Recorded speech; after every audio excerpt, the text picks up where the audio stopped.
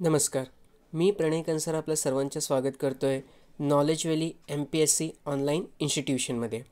आज आहे 4 डिसेंबर 2020 आणि आपण बघून घेणार आहोत की लोकसत्ता या न्यूजपेपरमध्ये कुठले महत्त्वाचे न्यूज आहेत जे कव्हर झाले आहेत. ठीक आहे, तर पहिली महत्त्वाची न्यूज आहे ती आहे देशातील 10 उत्कृष्ट पोलीस ठाण्यांमध्ये राज्यातील सर्वच अपात्र. ठीक आहे, आता ही जी निवड केली गेली आहे ती केंद्रीय गृह मंत्रालयाद्वारा केली गेली आहे. ठीक आहे, आणि दरवर्षी देशातील 10 पोलीस ठाण्यांना उत्कृष्ट पोलीस ठाण्याचा पुरस्कार दिला जातो. ठीक आहे, कोण देतं तर केंद्रीय गृह मंत्रालय. ओके, आता यावर्षी मणिपूरमधील थोंबुल जिल्ह्यातील पोलीस ठाण्याला पहिला पुरस्कार मिळाला. दुसरा क्रमांक तामिळनाडूतील सालेम शहर, तर तिसऱ्या क्रमांकावर अरुणाचल प्रदेशमधील चेंगलेंग जिल्ह्यातील पोलीस ठाण्याला मिळाला आहे. महाराष्ट्रातील एकही पोलीस ठाण्याचा समावेश यात झालेला नाही आहे. ठीक आहे, देशातील 16,671 पोलीस ठाण्यांमधून 10 पोलीस ठाण्यांना हा पुरस्कार दिला जातो. गुन्ह्यांचा छडा लावण्याचे प्रमाण, महिला व दुर्बल घटकांचा विरोधातील गुन्ह्यांच्या तपासाचे प्रमाण आदी 19 निश्चित करण्यात आले होते. ठीक आहे, तर पहिले 3 कुठले आहेत तर मणिपूरमधील थोंबुल जिल्ह्यातील पोलीस ठाणं, दुसऱ्या क्रमांकावर तामिळनाडूतील सालेम शहर आणि तिसऱ्या क्रमांकावर अरुणाचल प्रदेशमधील चँगलेंग जिल्ह्यातील पोलीस ठाणं. ठीक आहे, हे 3 पहिले होते ज्यांना हा पुरस्कार देण्यात आलेला आहे. ठीक आहे, कोण देतो पुरस्कार तर केंद्रीय गृह मंत्रालय हा पुरस्कार देतो. ओके, किती निकष आहेत तर एकूण 19 निकष आहेत. ठीक आहे, एवढं आपल्याला इन्फॉर्मेशन लक्षात ठेवायची आहे. पुढे जाऊया. खूपच महत्त्वाची न्यूज आहे की सोलापूरच्या शिक्षकाला 7 कोटीचा जागतिक पुरस्कार. ठीक आहे, तर युनेस्को आणि लंडन स्थित वार्की फाउंडेशन यांच्या संयुक्त विद्यमाने दिल्या जाणाऱ्या ग्लोबल टीचर पुरस्कारासाठी सोलापूरमधील परितेवाडीतील जिल्हा परिषद शाळेतील शिक्षक रणजित सिंग डिसले यांची निवड झाली. तब्बल 7 कोटी रुपयांचा 1 दशलक्ष अमेरिकी डॉलर हा पुरस्कार असून ते मिळवणारे डिसले हे पहिलेच भारतीय शिक्षक ठरले आहे. ठीक आहे, हे पहिलेच भारतीय शिक्षक आहे ज्यांनी हा पुरस्कार पटकावला आहे. ठीक आहे, नाव काय आहे त्यांचा तर रणजित सिंह डिसले. ठीक आहे, काय नाव आहे रणजित सिंह डिसले. ओके, अजून बघूया काय आहे इन्फॉर्मेशन. त्यांची निवड का झाली तर डिसले यांनी शालेय अभ्यासक्रमाच्या पुस्तकांना QR कोडची जोड देऊन शिक्षणात डिजिटल क्रांती करण्याचा प्रयोग केला. खूप महत्त्वाचं आहे का, QR कोडची जी संकल्पना होती ते डिसले यांनीच आणली होती करणं. ठीक आहे, या प्रयोगाने केवळ महाराष्ट्राचंच नाही तर देशाच्या शिक्षण क्षेत्रात क्रांती झाली. तब्बल 83 देशातील विद्यार्थ्यांना ते ऑनलाईन माध्यमाद्वारे विज्ञान शिकवतात. त्याचबरोबर अस्थिर राष्ट्रातील विद्यार्थ्यांना ज्ञानदानाचे कार्यसुद्धा ते करतायत. ओके, निम्मी रक्कम इतर स्पर्धकांना, तर डिसले यांनी पुरस्काराचं एकूण रकमापैकी 50% रक्कम या पुरस्कारासाठी अंतिम फेरीत पोहोचलेल्या अन्य 9 शिक्षकांना देण्याचे जाहीर केले. यामुळे या 9 देशातील हजारो शालेय विद्यार्थ्यांना गुणवत्तापूर्ण शिक्षण मिळण्यासाठी मदत होईल अशा आशावाद डिसले यांनी व्यक्त केला. तर उर्वरित रक्कम टीचर इनोव्हेशन फंड यासाठी वापरणार असून त्यामुळे शिक्षकांमधील नवक्रमशीलतेला चालना मिळेल असे त्यांनी नमूद केले. पुरस्काराच्या इतिहासात पहिल्या एखाद्या विजेत्याने मिळालेली पुरस्काराची काही रक्कम अंतिम फेरीतील अन्य मानांकितांना देण्याची ही पहिली वेळ आहे. ठीक आहे, आता हे जे आहेत डिसले सर, ठीक आहे, ते खूप जास्त महत्त्वाचे आपला MPSCचा रिलेटेड. ठीक आहे, मग याला आपल्याला लक्षात ठेवायचं आहे. ओके, युनेस्को आणि वार्की फाउंडेशनने मिळून हा जो एक ग्लोबल टीचर पुरस्कार आहे तो दिला होता. ठीक आहे, कोण कोण तर युनेस्को आणि वार्की फाउंडेशन या दोघांनी मिळून ग्लोबल टीचर पुरस्कार दिला. कोणाला दिला तर रणजित सिंह डिसले यांना दिला. ठीक आहे, हे लक्षात ठेवायचं. ओके, ठीक आहे, आणि त्यांनी QR कोड, ठीक आहे, QR कोड आणून हे भारताच्या शिक्षण क्षेत्रामध्ये क्रांती घडवली आहे हे सुद्धा आपल्याला लक्षात ठेवायचं आहे. पुढे बघूया अजून काय आहे. ओके, कोरोना प्रादुर्भावामुळे हिवाळी अधिवेशन नागपूरऐवजी मुंबई घेण्याचा निर्णय घेण्यात आला आहे. ठीक आहे, तर आता आपण थोडेसे अधिवेशनविषयी बघून घेऊ. ठीक आहे, तुम्ही अधिवेशन म्हणा किंवा सत्र म्हणा, दोन्ही सारखं असते. आपण कालच्या लेक्चरमध्ये, काल आणि परवाचा जो एक डिस्कशन होता त्याच्यामध्ये संसदमध्ये जे सत्र होतात, ठीक आहे, त्यामध्ये budget session, monsoon session, winter session हे सर्व बघितलं होतं. आता आपण बघणार आहोत की स्टेट लेजिस्लेचरमध्ये म्हणजे विधानसभामध्ये, ठीक आहे, कशा प्रकारे किंवा कुठल्या कलमा अंतर्गत हे सत्र होतात करणं. ठीक आहे, तर लक्षात ठेवा कलम 174. ठीक आहे, कलम 174 काय म्हणते की सेशन कशा प्रकारे विधानसभेमध्ये होतील, त्याला प्रोरोग कोण करू शकते किंवा त्याला डिझॉल्व कोण करू शकते. ठीक आहे, आपण काल बघितलं होतं, आपण आर्टिकल 85 बघितलं होतं, कलम 85 बघितलं आणि तिथे आपण बघितलं होतं की प्रेसिडेंटना सर्व पॉवर असते. ठीक आहे, डिझोल्युशन आणि प्रोरोगेशन करायची. इथे हीच जे पॉवर आहे ना ते तुमची जाते कोणाकडे, तर ती गव्हर्नरकडे जाते. ठीक आहे, कोणाकडे जाते, तर गव्हर्नरकडे जाते. ओके, इथे पण सेम आहे की 2 सेशनचा मध्ये, ठीक आहे, किंवा 2 सत्रांचा मध्ये 6 महिन्यापेक्षा जास्त गॅप होता कामा नये. ठीक आहे, तुम्हाला 3 सेशन घ्यायचे तुम्ही घेऊ शकता, तुम्हाला 2 घ्यायचे तरी चालेल, काही हरकत नाही. ठीक आहे, 3 सेशन आहे तर 3ही घेणे गरजेचं नाही आहे, कुठे असं लिहिलं गेलं नाही आहे. परंतु लक्षात ठेवायचं की 2 सेशनचा मध्ये जास्तीत जास्त 6 महिन्याचा गॅप असू शकतो, त्याच्यापेक्षा जास्त गॅप येता कामा नये. ठीक आहे, अजून महत्त्वाची गोष्ट काय, तर गव्हर्नर डिसाईड करतात की सेशन कधी होणार आणि केव्हा होणार आणि कुठे होणार करणं. ठीक आहे, सेशन कधी होणार आणि कुठे होणार हे कोण डिसाईड करतात, गव्हर्नर डिसाईड करतात. गव्हर्नर म्हणजे एका प्रकारे काउन्सिल ऑफ मिनिस्टर असते, ते लोक डिसाईड करतात. ठीक आहे, आता समजा हिवाळी सेशन मुंबईमध्ये नाही घ्यायचं, ठीक आहे, तर कुठे घ्यायचं, तर नागपूर येथे घ्यायचं. कोण डिसिजन घेणार, तर ते गव्हर्नर डिसिजन घेणार. ठीक आहे, त्यानंतर गव्हर्नर्सकडे प्रोरोग करायचा आणि डिझॉल्व करायचा सुद्धा अधिकार आहे. आता आपण बघितलं होतं प्रोरोग म्हणजे काय, तर 2 सत्रामध्ये, ठीक आहे, म्हणजे समजा एक सत्र संपला तर सत्र जो संपतो ना त्याला आपण प्रोरोग म्हणतो. ठीक आहे, सत्र संपतो त्याला आपण प्रोरोग म्हणतो. आणि जेव्हा विधानसभाची मुदत संपते, ठीक आहे, विधानसभेची जेव्हा मुदत संपते तेव्हा त्याला जेव्हा संपवण्यात येते, ठीक आहे, तर त्याला म्हणतो आपण डिझॉल्व. ठीक आहे, त्याला आपण डिझॉल्व म्हणतो. ठीक आहे, विधानसभा जेव्हा संपवण्यात येते तेव्हा त्याला आपण डिझॉल्व म्हणतो आणि सत्र जेव्हा संपवण्यात येतो तेव्हा आपण प्रोरोगेशन म्हणतो. दोन्ही अधिकार कोणाकडे आहे, तर दोन्ही अधिकार आपले गव्हर्नरकडे आहे. ठीक आहे, फक्त आणि फक्त विधानसभेच्या केसमध्ये.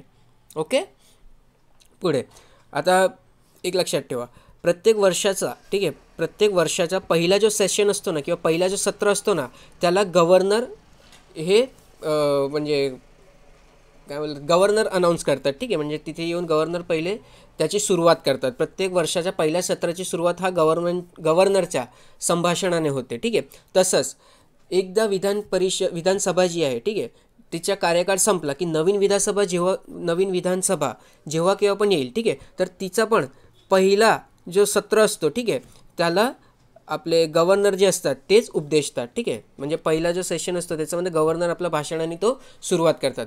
प्रत्येक वर्षाचा पहिला सेशन म्हणजे प्रत्येक वर्षाचा पहिला सत्र आणि विधानसभा डिझॉल्व झाल्यानंतरचं पहिला सत्र, ठीक आहे, हे दोन्हीही गव्हर्नर संबोधतात. ठीक आहे, एवढं लक्षात ठेवा. तर हे होतं सर्व अबाउट द गव्हर्नर आणि सेशनविषयी. ठीक आहे, पुढे जाऊया. अच्छा, पुढे जाण्याआधी एक गोष्ट लक्षात ठेवा की विधानसभा, ठीक आहे, विधानसभा आणि विधान परिषद, ठीक आहे, एखाद्या राज्यामध्ये विधानसभा आणि विधान परिषद हे दोघंही असतील, ठीक आहे, तर या दोघांची संयुक्त बैठक घेतली जाते. ठीक आहे, जो पहिला सेशन असतो ना वर्षाचा पहिला सेशन आणि इलेक्शन झाल्यानंतरचं पहिला सेशन, ठीक आहे, इथे जर एखाद्या राज्यामध्ये विधानसभा आणि विधान परिषद दोन्ही असतील तर त्याची संयुक्त बैठक घेतली जाते आणि त्या संयुक्त बैठकीला संबोधतात कोण, तर गव्हर्नर संबोधतात. आता कुठल्या कुठल्या राज्यामध्ये विधानसभा आणि विधान परिषद दोन्ही आहे, तर आपण लक्षात ठेवलं होतं ताज KUMB कुम लक्षात ठेवायचं. ठीक आहे, टी वरनं तेलंगणा, ए वरनं आंध्र प्रदेश, जम्मू काश्मीरमध्ये आधी होता आता त्याला कॅन्सल करून टाकलं गेलं. ठीक आहे, तिथे फक्त आणि फक्त विधानसभा आहे. ओके, के वरनं कर्नाटका, यू वरनं उत्तर प्रदेश, एम वरनं महाराष्ट्र आणि बी वरनं बिहार. ठीक आहे, पुन्हा मी रिपीट करतो, टी वरनं तेलंगणा, ए वरनं आंध्र प्रदेश, के वरनं कर्नाटका, यू वरनं उत्तर प्रदेश, एम वरनं महाराष्ट्र आणि बी वरनं बिहार. ठीक आहे, एवढे स्टेट्स आहेत जिथे विधानसभा आणि विधान परिषद हे दोन्हीही आहे. ठीक आहे, ओके, पुढे बघूया. वीज देयकांची थकबाकी हप्त्याने भरण्याची योजना. ठीक आहे, आता योजना कुठली आहे, तर योजनेचं काही नाव देण्यात नाही आलं आहे, पण त्याच्याविषयी थोडीशी माहिती दिली गेली ते आपण बघून घेऊ. ठीक आहे, 2% रक्कम भरून योजनेत सहभाग, वीज तोडलेल्यांनाही लाभ. ठीक आहे, तर कृषी ग्राहक वगळता इतर वर्गवारीतील ग्राहकांना चालू वीज देयकाची रक्कम भरण्यासाठी 3 हप्त्यांची सोय उपलब्ध आहे. त्यात डाऊन पेमेंटची आवश्यकता नाही. ठीक आहे. कृषी ग्राहक वगळता ओके इतर वर्गातील ग्राहकांना चालू वीज देयकाची रक्कम भरण्यासाठी 3 हप्त्यांची सोय उपलब्ध होणार आहे आणि त्यांना डाऊन पेमेंट भरायची शक्यता नाही आहे. ठीक आहे. सध्या वीज पुरवठा सुरू असलेला थकबाकीदार आणि वीज पुरवठा तोडलेल्या ग्राहकांनी 30% डाऊन पेमेंट केल्यास या योजनेत त्यांना अधिकाधिक 12 सुलभ हप्त्यांची सोय उपलब्ध आहे. सोबतच खंडित वीज सुरू करता येईल. वीज पुरवठा खंडित करून 6 महिन्यापर्यंतचा कालावधी झाला असल्यास पुनर्जोडणी शुल्क भरावे लागेल. 6 महिन्यापेक्षा अधिक कालावधी झाला असल्यास संबंधितांनी नव्याने अर्ज करून जोडणी शुल्क भरावे लागेल. वीज पुरवठा कायमस्वरूपी तोडलेल्या थकबाकीदारांना व्याजी 50% रक्कम माफ केली जाईल. अच्छा, हे सर्व प्रोव्हिजन्स आहेत. ठीक आहे. परंतु याची जे स्कीमचं नाव आहे ठीक आहे ते अजूनपर्यंत अनाऊन्स झालेलं नाही आहे. एकदा काही अनाऊन्स झालं का आपण ती पूर्ण स्कीमलाच एकदा पुन्हा डिस्कस करणार आहोत. ठीक आहे. सध्या लक्षात ठेवा की 20 किलोवॅटपेक्षा अधिक वीजभार असलेल्या विभागीय कार्यालयामध्ये तर 20 किलोवॅटपर्यंतचा लघु दाब ग्राहकांना उपविभागीय कार्यालयामध्ये अर्ज सादर करावा लागेल. ठीक आहे. ओके, अजून काय बघूया न्यूज.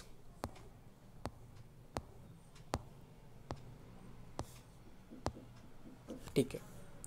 मनरेगा योजनेच्या माध्यमातून जिल्हा परिषद शाळा अंगणवाड्यांचा विकास. ठीक आहे. आता आपण थोडंसं मनरेगाविषयी बघू. ठीक आहे. तर महात्मा गांधी रोजगार हमी योजना म्हणजे मनरेगा. ठीक आहे. काय? महात्मा गांधी रोजगार हमी योजना.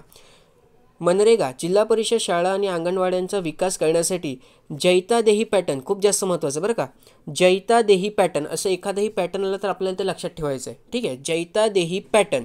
ओके. तर जैतादेही पॅटर्न राज्यभर राबवण्याचा निर्णय राज्य शासनाने घेतला आहे. या निर्णयाच्या माध्यमातून शाळा आणि अंगणवाड्यांचा भौतिक विकासासह गुणवत्ता वाढीसाठी प्रयत्न करण्यात येणार आहे. ठीक आहे. आता अमरावती जिल्ह्यातील चिखलदरा तालुक्यातील जैतादेही. ठीक आहे. तर जैतादेही कुठे आलं आहे तर अमरावती जिल्ह्यात आलं आहे. ठीक आहे. अमरावती जिल्ह्यातील चिखलदरा तालुक्यातील जैतादेही गावाच्या जिल्हा परिषद शाळेत गटविकास अधिकारी, पंचायत समिती आणि शिक्षकांनी मनरेगाच्या माध्यमातून शाळेच्या विकासाचे नियोजन केले आहे. तसेच अमरावती जिल्ह्यातील 40% शाळांनी त्या संदर्भातील प्रस्ताव सादर केले आहेत.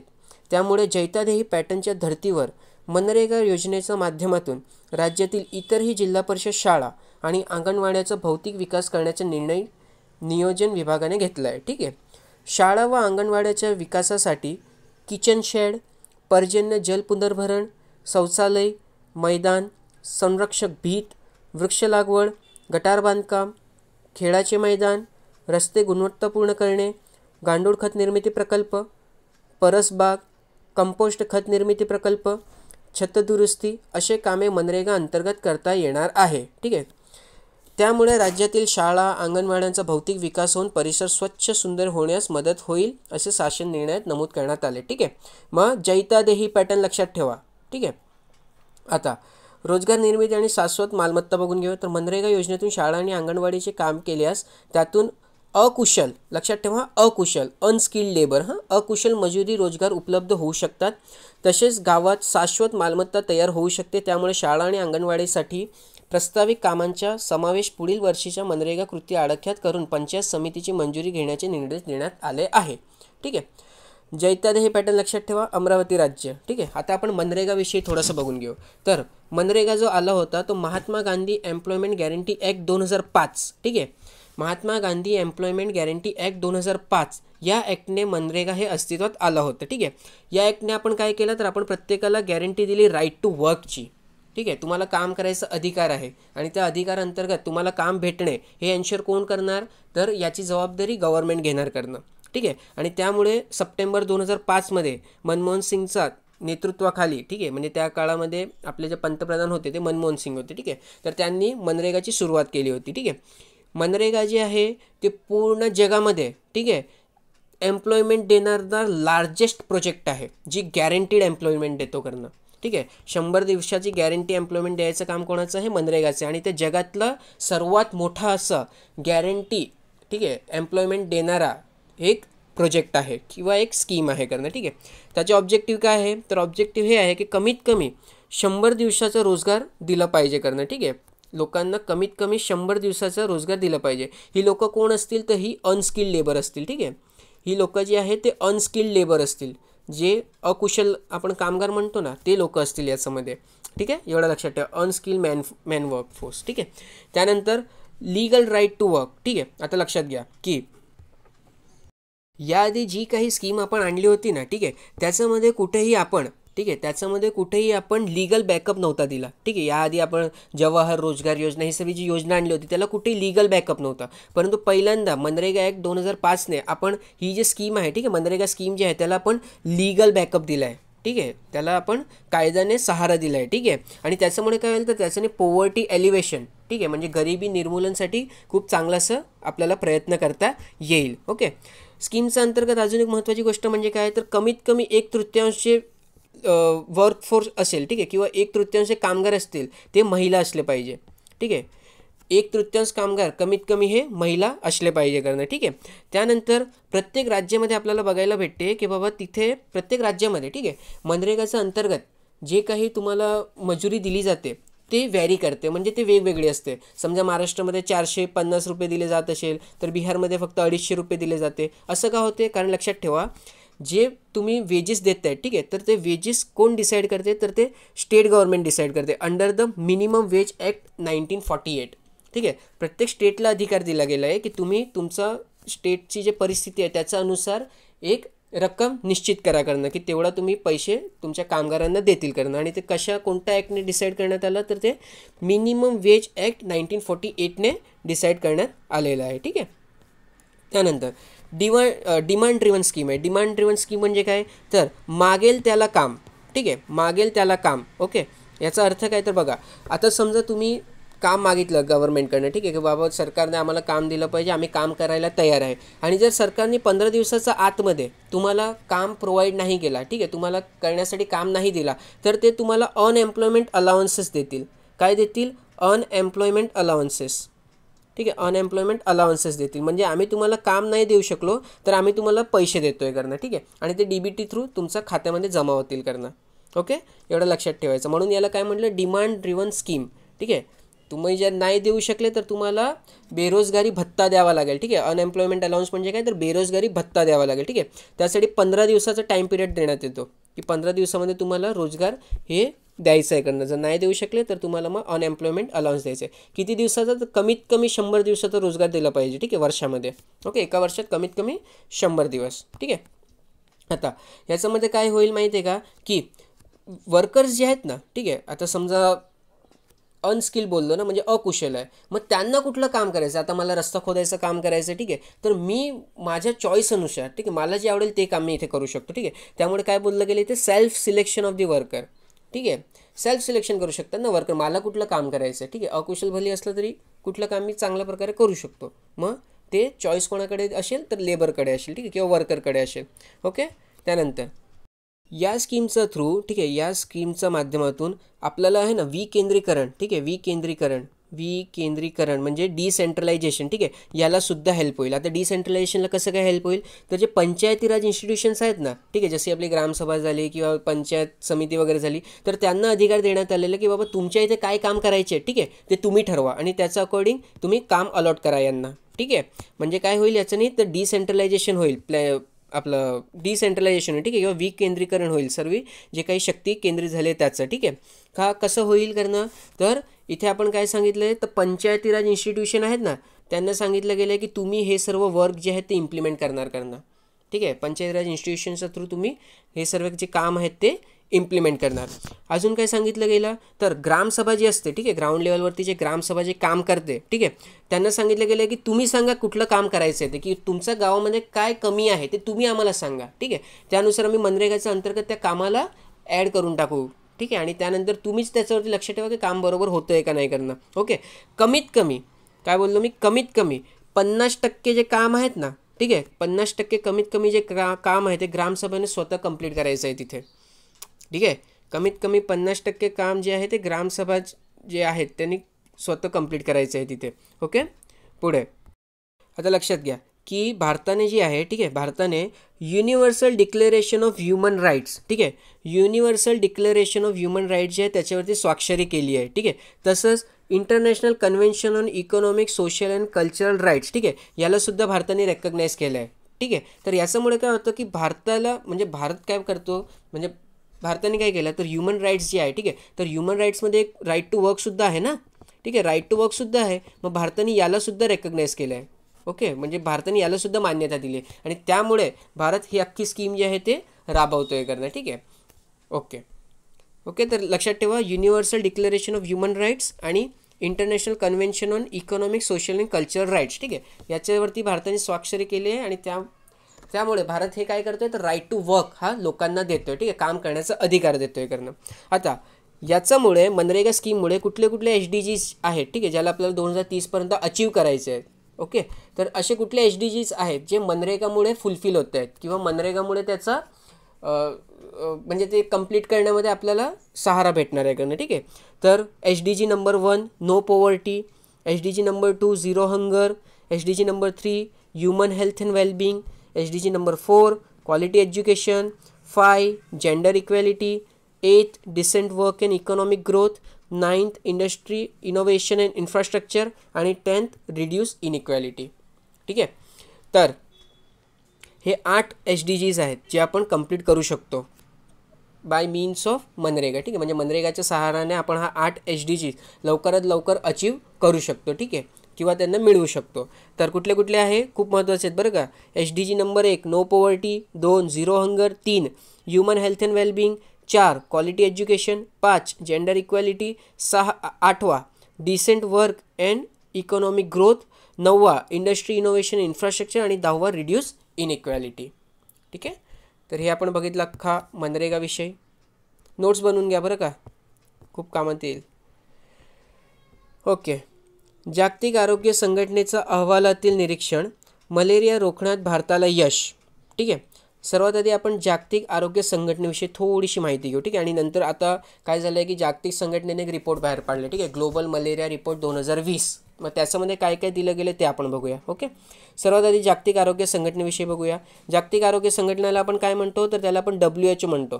ठीक आहे, काय म्हणतो आपण त्याला वर्ल्ड हेल्थ ऑर्गनायझेशन WHO. ठीक आहे, ही एक स्पेशलाइज्ड एजन्सी आहे युनायटेड नेशनचा अंतर्गत. ठीक आहे, आपल्याला माहिती आहे की 15 जे आहेत ते विशेष एजन्सीज वगैरे आहेत. ठीक आहे, स्पेशलाइज एजन्सी ज्याला म्हणतो आपण, त्याच्यापैकी वर्ल्ड हेल्थ ऑर्गनायझेशन जी आहे ती एक आहे. ओके, त्यानंतर याचा ऑब्जेक्टिव्ह काय आहे तर ऑब्जेक्टिव्ह आहे याचा की प्रत्येक माणसाला, ठीक आहे, प्रत्येक व्यक्तीला हा गुड हेल्थ मिळावी. ठीक आहे, त्याला एक चांगली health, highest possible level of health त्याला भेटली पाहिजे करणं. ठीक आहे, जेवढी चांगली त्याची हेल्थ असू शकते किंवा जेवढा चांगला तो तंदुरुस्त राहू शकतो त्या चांगल्यातला चांगल्या लेवलची, ठीक आहे, त्याला हेल्थ प्रोव्हाइड झाली पाहिजे करणं. ठीक आहे, हेडक्वार्टर कुठे आहे तर हेडक्वार्टर जिनेवा स्वित्झर्लंडमध्ये आहे. कुठे आहे हेडक्वार्टर जिनेवा स्वित्झर्लंडमध्ये. ठीक आहे, 7 एप्रिल 1948 रोजी याची स्थापना झाली होती. ठीक आहे, वर्ल्ड हेल्थ ऑर्गनायझेशनने किंवा जागतिक आरोग्य संघटनेची. आणि त्यामुळे 7 एप्रिल जो आहे तो आपण वर्ल्ड हेल्थ डे, ठीक आहे, जागतिक आरोग्य दिवस म्हणून साजरा करतो. खूप जास्त महत्त्वाचं आहे, खूपच जास्त महत्त्वाचं आहे. ओके, याचं तुम्हाला काय करायचे नोट्स बनवून ठेवायचे. ओके, आणि त्यांचे एक फ्लॅगशिप पब्लिकेशन आहे, म्हणजे ते एक पब्लिकेशन एक पुस्तकसारखं बाहेर काढतात. ठीक आहे, त्या पुस्तकाचं नाव काय आहे तर वर्ल्ड हेल्थ रिपोर्ट. ठीक आहे, एक रिपोर्ट बाहेर काढतात ते.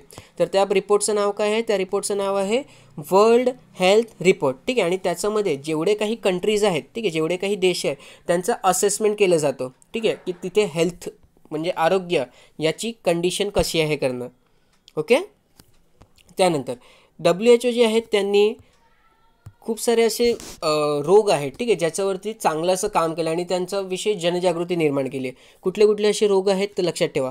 स्मॉलपॉक्स झाला, ठीक आहे, त्यानंतर पोलिओ झाला, इबोला झाला, त्यानंतर HIV झाला, एड्स झाला, ठीक आहे, मलेरिया झाला, ट्युबरक्युलोसिस, नॉन कम्युनिकेबल डिसीज, ठीक आहे, heart disease, cancer, health, diet, nutrition, food security, occupation health, subsistence abuse. ठीक आहे, या सर्व जे फॅक्टर्स आहेत ना त्यांच्यावरती WHO हा काम करतो आहे करणं.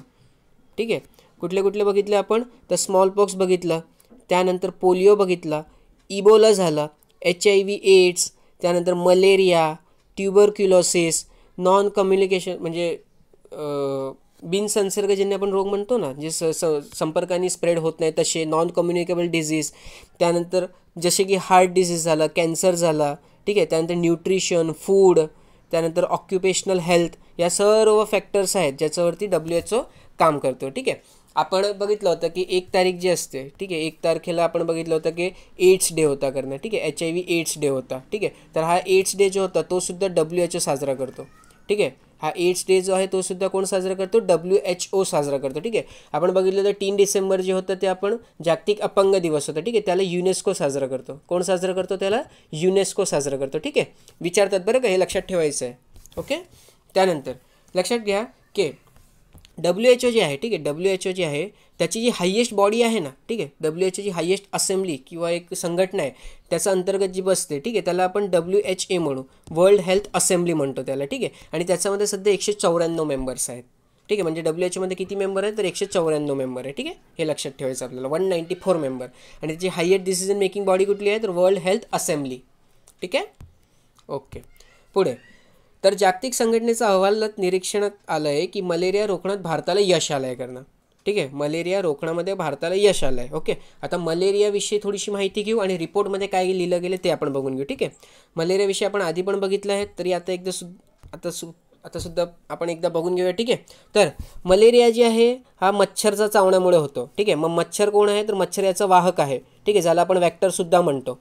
ठीक आहे, व्हेक्टरसुद्धा म्हणतो. ओके, तर मलेरिया जो आहे तो ॲनोफिलीस जे मच्छर असतो, ठीक आहे, त्याची मादा असते तिच्या चावण्यामुळे होतो. ठीक आहे, आता मलेरिया झाल्यामुळे तुम्हाला काय काय सिम्पटम्स दिसतील तर ते लक्षात घ्या. तुम्हाला ताप येऊ शकतो, तो थकवा महसूस होतो, वॉमिटिंग होते, डोकंदुखी होते. ठीक आहे, त्यानंतर जी आपली जी स्किन आहे, ठीक आहे, त्वचा आहे ती येल्लो व्हायला लागते.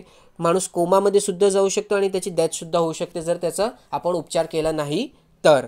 ठीक आहे, आता प्लाझ्मोडियम ग्रुपचे जे पॅरासाइट्स असतात, ठीक आहे, किंवा उपजीवी आपण ज्याला म्हणतो, ठीक आहे, उपजीवी ज्याला आपण म्हणतो. ओके, तर प्लाझ्मोडियम वायवेक्स किंवा प्लाझ्मोडियम जे ग्रुप आहे, ठीक आहे, प्लाझ्मोडियम ग्रुप जे आहे त्याचे जे पॅरासाइट्स असतात ना त्यांचं चावण्यामुळे हा मलेरिया होतो. ठीक आहे, आता लक्षात घ्या की प्लाझ्मोडियम हा जो ग्रुप आहे त्याच्यामध्ये आढळणारे जेवढे काही परजीवी आहेत ना ते सर्व सिंगल सेल मायक्रो ऑर्गॅनिझम असतात. ठीक आहे, प्लाझ्मोडियम जे आहे ते सिंगल सेल मायक्रो ऑर्गॅनिझम आहे. ठीक आहे, एवढं लक्षात ठेवा, सिंगल सेल मायक्रो ऑर्गॅनिझम आहेत. ओके, पॅरासाइट म्हणा किंवा परजीवी म्हणा, जे म्हणायचं तुम्ही म्हणू शकता. आपल्याला माहिती आहे की ॲनोफिलिस जे मस्किटो आहे, ठीक आहे, ॲनोफिलिस जे मच्छर आहे तिची फिमेल म्हणजे तिची मादाचं चावण्यामुळे हे रोग आपल्याला होऊ शकतो करणं. ओके, आता जे पॅरासाइट्स आहेत किंवा जे परजीवी आहेत, ठीक आहे, ते माणसाच्या लिव्हरमध्ये, ठीक आहे, लिव्हरमध्ये जाऊन तो रिप्रोड्यूस करतात, म्हणजे तिथे ते स्वतःची संख्या वाढवतात करणं. ठीक आहे, म्हणून हा लिव्हरमुळे पुढे अख्खा शरीरामध्ये ते प्रसरतो. आणि लिव्हर जे आहे, ठीक आहे, it is a largest Gland. ठीक आहे, ग्लँड म्हणजे ग्रंथी. ओके, तर ग्रंथी. ठीक आहे, ग्रंथी.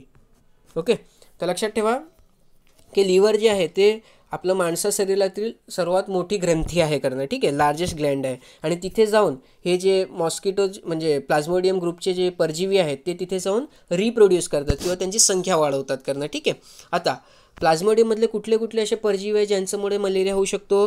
तर प्लाझ्मोडियम म्हणजे पहिलं आहे ते फॅल्सिपेरम, दुसरं आहे प्लाझ्मोडियम वायवेक्स, तिसरं आहे प्लाझ्मोडियम ओवाले, चौथा आहे प्लाझ्मोडियम मलेरी आणि पाचवा आहे तो प्लाझ्मोडियम नोवेल्सी. ठीक आहे, तर एवढे प्लाझ्मोडियमचे परजीवी असतात की ज्यांच्यामुळे आपल्याला मलेरिया होऊ शकतो. ओके, पुढे जाऊया. तर आपण बघितलं होतं की मलेरिया जो आहे, ठीक आहे, त्याला टेस्ट करण्यासाठी 2 टेक्निक आहेत आपल्याकडे. ठीक आहे, पहिली टेक्निक जी आहे ती आहे antigen based rapid diagnostic test. ठीक आहे, कुठलं आहे? Antigen based rapid diagnostic test. ठीक आहे, आपला ब्लड सॅम्पल घेतला जातो आणि त्याच्यावरती हे antigen based rapid diagnostic test केला जातो आणि त्याच्याने समजते की बाबा आपल्याला मलेरिया झालं आहे का नाही झालं आहे. ठीक आहे, दुसरी जे टेक्निक आहे त्याच्यामध्ये DNA यूज केलं जातं करणं. ठीक आहे, जे पॅरासाइट असतो ना, पॅरासाइट किंवा परजीवी जे आहे ना त्याचं DNA यूज केला जातो आणि त्याच्यावरती पॉलिमरेज चेन टेक्नॉलॉजी यूज केली जाते. पॉलिमरेज चेन रिएक्शन जी टेक्नॉलॉजी आहे, ठीक आहे, ती टेक्नॉलॉजी यूज केली जाते आणि त्याच्याने सुद्धा आपल्याला माहीत पडते की आपला जे रक्त आहे त्याच्यामध्ये मलेरिया आहे का नाही. ठीक आहे, आता जो रिपोर्ट आला आहे ग्लोबल मलेरिया रिपोर्ट 2020, ठीक आहे, त्याच्याविषयी माहिती घेऊ. बघा, तुम्हाला जर मराठीमध्ये वाचायचं असेल, ठीक आहे, तर इथे अख्खी माहिती दिली गेली आहे. सेम आहे रिपोर्ट, तेच फक्त तिथे इंग्रजीमध्ये मी लिहिलं आहे. ठीक आहे, तर तुमची इच्छा जिथून वाचायचं असेल तुम्ही वाचू शकता करणं. ओके, तर बघून घेऊया आपण मलेरियाविषयी थोडीशी, म्हणजे ग्लोबल मलेरिया रिपोर्टविषयी. ठीक आहे, तर आपण जेव्हा ग्लोबल ॲनालिसिस केला म्हणजे प्रत्येक देशाचा म्हणजे एक जागतिक आपण जेव्हा रिपोर्ट काढला तेव्हा आपल्याला समजला की 200 मिलियन टू 29 मिलियन, ठीक आहे, म्हणजे 22 करोड 90 लाख, ठीक आहे, 22,90,00,000 एवढी जी लोकं आहेत त्यांना दरवर्षी हा मलेरिया होतो, ठीक आहे. आणि गेल्या 4 वर्षापासनं म्हणजे 2016, 17, 18, 19 हा नंबर काही कमी होत नाही आहे करणं, ठीक आहे. गेल्या 4 वर्षापासून हा कन्सिस्टंट राहिला आहे नंबर.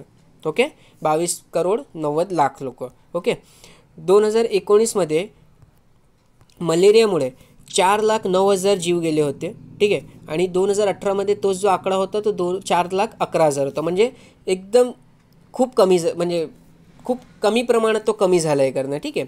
आता लक्षात घ्या कुठल्या कुठल्या कंट्रीमध्ये मलेरिया खूप जास्त भेटतो, ठीक आहे. तर 11 कंट्रीज आहेत. किती कंट्री आहे? 11 असे देश आहेत जिथे हे मलेरियाचं प्रमाण खूप जास्त आहे. त्याच्यामध्ये बुर्किना फासो येते, कॅमेरून येतो, डेमोक्रॅटिक रिपब्लिक ऑफ काँगो येतो, घाना येतो, ठीक आहे. हे चारही जे आहेत ते आफ्रिका खंडातील देश आहेत, ठीक आहे. त्यानंतर इंडिया झाला, माली झाला, मोझांबिक, नायजेरिया, उगांडा, तंझानिया, ठीक आहे. फक्त इंडियाला जर सोडला ना इथे तर बाकीचे सर्व जे देश आहेत ना ते आफ्रिकेतील देश आहेत, ठीक आहे. इंडियाला सोडलं तर बाकी सर्व जे देश आहेत ते आफ्रिका खंडातील देश आहेत. ओके, एवढं लक्षात ठेवा. आणि हे जे 11 देश आहेत ना हे 11 देश मिळूनच 70% मलेरिया या 11 देशमध्येच आढळतो करणं, ठीक आहे. आणि 71% जे मलेरियामुळे डेथ होतात ना, ठीक आहे, ते सुद्धा या 11 देशमध्येच होतात करणं, ठीक आहे. 70% बर्डन जे आहेत ते 11 कंट्रीजवरती आहेत आणि 71% डेथ व्हायचं जे प्रमाण आहे किंवा मृत्यूचे जे प्रमाण आहे त्यातले 71% जे मृत्यू होतात ते सुद्धा या 11 देशामध्येच होतात करणं, ठीक आहे. आता मलेरियाला कंट्रोल करण्यासाठी ज्या कंट्रीजने खूप जास्त चांगलं काम केलं आहे, ठीक आहे, त्याच्यामध्ये साऊथ ईस्ट एशिया, ठीक आहे, साऊथ ईस्ट एशिया हे जे कंट्रीज आहेत इथे जे काही कंट्रीज आहेत त्यांनी खूप चांगलं काम केलं आहे, ठीक आहे. त्यांनी 73%, ठीक आहे, हा मलेरियाचे जे केसेस येत होते ते कमी केलेत आणि 74% मलेरियामुळे होणारा मृत्यू याच्यामध्ये सुद्धा कमतरता आणली आहे करणं, ठीक आहे.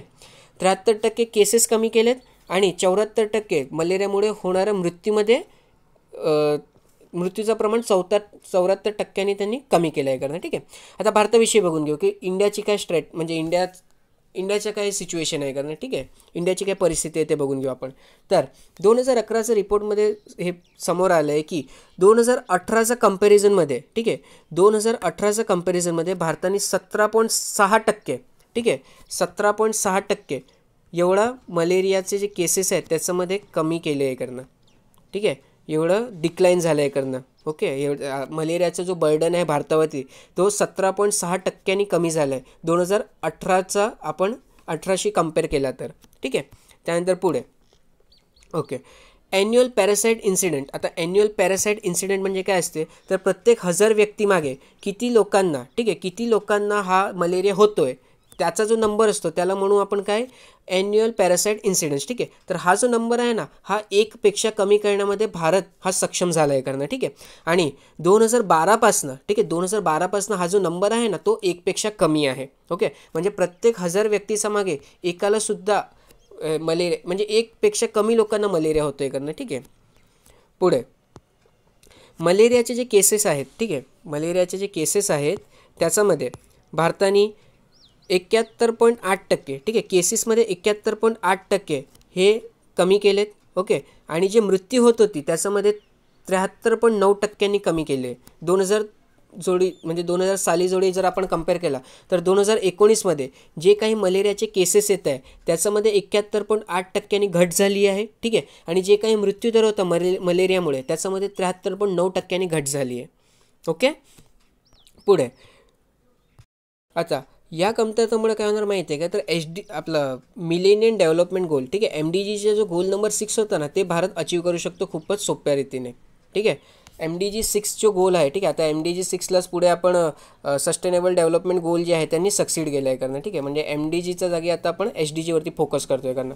पण MDGचा पण एक गोल होता 6 नंबरचा, ठीक आहे, ज्याच्यामध्ये मलेरिया कमी करायचा एक निष्कर्ष होता तर ते सुद्धा भारताला अचीव करण्यात मदत झाली आहे करणं, ठीक आहे. एवढा चांगला भारताचा परफॉर्मन्स राहिला आहे. पुढे हां हे बघा इथे MDG आहे, ठीक आहे, MDGचा 6वा जो गोल होता, ठीक आहे, त्याच्यामध्ये लिहिलं होतं की आपण कॉम्बॅट करू HIV एड्स, मलेरिया आणि अदर डिसीजला, ठीक आहे. म्हणजे HIV एड्स, मलेरिया आणि अदर जे डिसीज होते त्यांना आपण खतम करण्यामध्ये प्रयत्न करूया. आणि आता भारताने खूप जास्त त्याचं प्रमाण कमी करून टाकलं आहे. मग त्यामुळे MDG 6 जे होतं, ठीक आहे, मिलेनियम डेव्हलपमेंट गोल आपण ज्याला म्हणतो तो अचीव करण्यामध्ये भारताला खूप जास्त एक सकारात्मक बोलूया ना त्याला काय म्हणणार आपण तर भारत एक खूप चांगली स्थितीमध्ये आहे, ठीक आहे, SDG 6 हा अचीव करण्यामागे. ओके. आणि काय होत होतं माहीत आहे का, की हा सर्व जे डिसीज आहे ना त्याचा इम्पॅक्ट होत होता आपलं रुरल डेव्हलपमेंटवरती, ॲग्रिकल्चर प्रोडक्टिव्हिटीवरती, फूड आणि न्यूट्रिशनमध्ये. ठीक आहे, याच्यावरती सुद्धा याचा इफेक्ट होतो बरं का, हे सर्व डिझीजचा. मग ते कमी करण्यामध्ये आपल्याला यश येणार आहे. ॲग्रिकल्चर प्रोडक्टिव्हिटी आपण त्यामुळे वाढवू शकतो, रुरल डेव्हलपमेंट आपण चांगल्या प्रकारे करू शकतो. ठीक आहे, तर हे लक्षात ठेवा. पुढे आपल्याला माहिती आहे की SDG आहे त्यांनी MDGला सक्सीड केलं आहे कारण, ठीक आहे, म्हणजे MDच्या जागी आता आपण SDGवरती जास्त फोकस करतो आहे. खूप महत्त्वाची गोष्ट आता इथे आहे बघा, 5 स्टेट आहेत. कुठले कुठले? ओडिसा, छत्तीसगड, झारखंड, मेघालया, मध्य प्रदेश. ठीक आहे, 5 स्टेट कुठले कुठले आहे? ओडिसा, छत्तीसगड, झारखंड, मेघालया, मध्य प्रदेश. या 5 स्टेटमध्येच आपल्याला 45.47% आहे, ठीक आहे, एवढे मलेरियाचे केसेस भेटत आहेत करणं. ठीक आहे, 45.47% एवढे मलेरियाचे केस कुठून भेटत आहेत? तर ओडिसा, छत्तीसगड, झारखंड, मेघालया आणि मध्य प्रदेश या 5 राज्यामधूनच भेटत आहेत. ठीक आहे, आणि 63.64% जी डेथ आहेत, ठीक आहे, 63.64% जी डेथ आहे ते सुद्धा या 5 राज्यामधूनच आपल्याला कळतं आहे करणं. ठीक आहे, तिथेच होतं आहे करणं 63.64% एवढी डेथसुद्धा. ओके. आता पुढे आपल्यासाठी इथे चांगली गोष्ट काय माहिती आहे का, की भारताने जे काही प्रयत्न केलेत ना, ठीक आहे, भारताने जे काही आतापर्यंत प्रयत्न केलेत तर त्याच्यामुळे SDGचा जो गोल आहे ना, ठीक आहे, SDGचा जो गोल आहे, ओके, SDG गोल नंबर 3 होता की ह्युमन हेल्थ अँड वेलबिंग. ठीक आहे, तर त्याला अचीव करण्यामध्ये भारताला खूप जास्त सपोर्ट मिळणार आहे. बघा इथे लिहिलं गेलं आहे की 2030चा जो आपला जो गोल आहे, ठीक आहे, तो आपण अचीव करू शकतो एवढा, जर याच प्रयत्न आपण चालू ठेवले तर. ठीक आहे, त्यानंतर भारताने कुठले कुठले इनिशिएटिव्ह घेतले, ठीक आहे, तर भारताची गव्हर्नमेंटने कुठले कुठले इनिशिएटिव्ह घेतले ते आपण बघून घेऊया. तर सर्वात पहिला जो इनिशिएटिव्ह आहे तो आहे मलेरिया एलिमिनेशन एफर्ट. ठीक आहे, त्याच्यामध्ये 2015मध्ये इनिशिएटिव्ह आपण स्टार्ट केला होता कुठला? तर national framework for malaria elimination. ठीक आहे, 2015मध्ये आपण कुठला एफर्ट चालू केला होता किंवा आपण कुठली स्कीम चालू केली होती? तर ती होती national framework for malaria elimination. ठीक आहे, कधी चालू केलं होतं? 2016मध्ये चालू केलं होतं. कोणी केलं होतं? तर ministry of health and family welfare. ठीक आहे, कोणी केलं होतं? Ministry of health and family वेलफेअरने हा प्रोग्राम सुरू केला होता. ठीक आहे, आता या प्रोग्रामच्या अंतर्गत आपण काय केलं तर WHO जी आहे, ठीक आहे, जागतिक आरोग्य संघटना जी आहे तिने एक स्ट्रॅटेजी दिली होती आपल्याला, त्याला म्हणतात global technical strategy for malaria 2016 to 2030. तर या स्ट्रॅटेजीच्या अंतर्गत जी काही गाईडलाईन्स होती ना त्याला आपण उपयोग केला आणि आपण आपलं national framework for malaria elimination बनवला. ठीक आहे, आणि त्याच्याने आपण काय केलं तर आपण मलेरियाला एलिमिनेट करण्यासाठी, खतम करण्यासाठी प्रयत्न करायला सुरुवात केली. ठीक आहे, त्यानंतर पुढे दुसरा जो आपला प्रयत्न होता तो होता national strategic plan for malaria elimination 2017 ते 2022. ठीक आहे, दुसरा प्रयत्न कुठला होता? National strategic plan for malaria elimination 2017 to 2022. ठीक आहे, हा 2017मध्ये लॉन्च झाला. ओके, म्हणजे 2017मध्ये आपण सुरू केला आणि पुढील 5 वर्षामध्ये मलेरियाला खतम करण्यासाठी आपण इथे प्रयत्न करणार आहोत. ठीक आहे, या प्रोग्रामचा अंतर्गत. ओके, आता पुढे बघूया अजून काय आहे. तर या योजनेच्या अंतर्गतच आपण सुरू केलं high burden to high impact initiative. ठीक आहे, काय सुरू केलं आपण? High burden to high impact initiative. आता याचा अंतर्गत आपण काय केलं तर याचा अंतर्गत वेस्ट बेंगाल, झारखंड, छत्तीसगड, मध्य प्रदेश हे काही खूप जास्त जिथे आपल्याला मलेरियाचे केसेस भेटत होते, ठीक आहे, तिथे आपण हा इनिशिएटिव्ह चालू केला करणं. ओके, की ज्याचेकरून आपण तिथून हे जे मलेरियाचं जो बर्डन आहे ना त्याला कमी करू शकू किंवा संपू शकू. त्यानंतर पुढे लक्षात घ्या की भारताने, ठीक आहे, गव्हर्नमेंट ऑफ इंडियाने एक rapid diagnostic long lasting insecticidal nets, ठीक आहे, हा वितरण सुरू केला, या नेट्सचा वितरण सुरू केला. आता या नेट्समध्ये काय होतं माहिती आहे का, आपण मच्छरदाणी बघितली आहे ना, तर मच्छरदाणीमध्ये कसं की रेषे एकमेकांना गुंतून ती मच्छरदाणी बनवलेली असते. ठीक आहे, पण या प्रत्येक रेषामध्ये इन्सेक्टिसाइड्स असतील.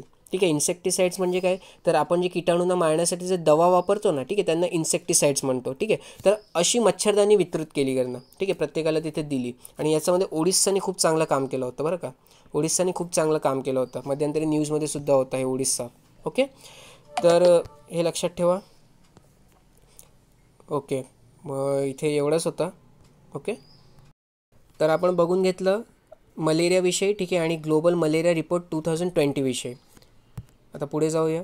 हे इथे जे सर्व इन्फॉर्मेशन दिली गेली आहे ना ते आपण ॲक्च्युअलमध्ये डिस्कस केली आहे. ठीक आहे, तर तुम्हाला पुन्हा इथून वाचायचं असेल तुम्ही वाचू शकता. ठीक आहे, सर्व आकडे वगैरे दिले गेले तिथे, ते आकडे मागचे म्हणजे जे नोट्स होते त्याच्यामध्ये सुद्धा आहे. ओके, पुढे बघूया अजून काय आहे ते. ओके. प्रकाश सिंग बादल यांच्याकडून पद्मविभूषण परत. आपल्याला काय बघायचं आहे? आपल्याला पद्मविभूषण बघायचं आहे. ठीक आहे. तर पद्मविभूषण आहे हा दुसरा सर्वात मोठा नागरिक सन्मान आहे करणं. ठीक आहे, ज्याला सिव्हिलियन अवॉर्डसुद्धा आपण म्हणतो. ओके. काय बोललो मी? पद्मविभूषण जे आहे तो दुसरा सर्वात मोठा हा नागरिक सन्मान आहे. पहिला कुठला आहे? तर पहिला भारतरत्न आहे. ठीक आहे. आता लक्षात ठेवा, हा कधीपासून द्यायला सुरुवात केली तर आपण एक मिनटं हां